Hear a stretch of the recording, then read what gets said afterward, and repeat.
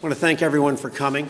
I have the honor of introducing and welcoming Justice Samuel Alito to the White House to administer the oath of office to our new Environmental Protection Agency Administrator, Scott Pruitt. Thank you. It's a pleasure for me to be here to administer the oath to Scott Pruitt upon his confirmation as the administrator of the EPA.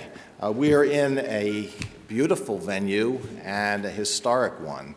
This is called the Indian Treaty Room, and some very important treaties have been signed here over the years. They include the Bretton Woods Agreement, establishing the International Monetary Fund, peace treaties with some of the Axis powers after World War II, and the United Nations Charter. So it's a historic place, and it's an important place, and the administration of the oath of office is an important event. It's not just an empty formality.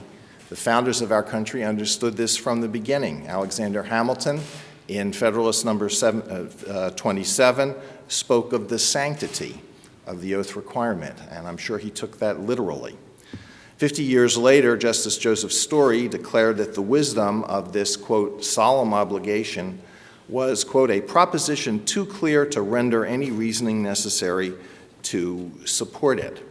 The outbreak of the Civil War added even more importance to the oaths that were taken by federal officials. President Abraham Lincoln greatly expanded the number of federal officers who were required to take an oath of office. So it's an important event. And in taking the oath of office as the administrator of the EPA, Scott Pruitt continues a long career of public service. He has been the Attorney General of Oklahoma since 2010, and I have heard the representation that his office has provided before the Supreme Court of the United States, and it has always been of a very high quality.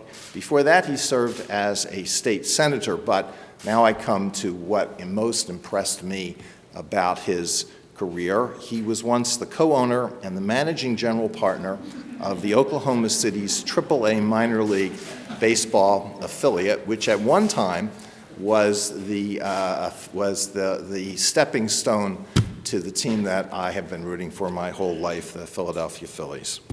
I think that was before Scott's term there began. Scott Pruitt is first and foremost a family man. Scott and Marlene, his wife of 26 years, have been proudly raising their daughter McKenna and their son Cade in Tulsa, Oklahoma. So without further ado, let me administer the oath of office. Left hand on the Bible, raise your right hand, and repeat after me. I, Edward Scott Pruitt, do solemnly swear.